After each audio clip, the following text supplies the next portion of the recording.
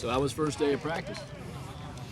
Well, we got one behind us. You know, we got a lot of new guys out here, but see some guys move around that we're kind of excited about.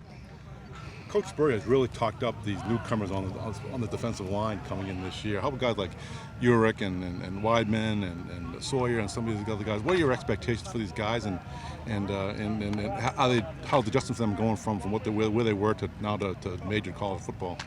Well, you know, again, we got high expectations for them. We recruited them, and we feel like all those are guys that can come in and help us because that's what we need to help, especially up front. And, you know, they're athletic and they move around. They had a good summer working with Joe. And, you know, it'll just be interesting to see how when we get in pass. We're still in shorts, but they move around well today. Well, I mean, how are Gerald and Rico? I think they're in yellow today.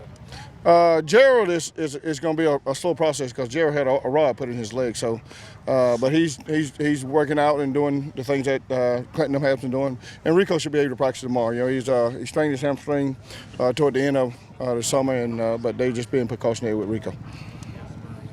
You see a difference in the way the guys, I know it's just your first practice, but just in the way they're reacting, and maybe because you're older, maybe a little more comfortable with things, kind of reacting and not relying so much on trying to read and think things out there?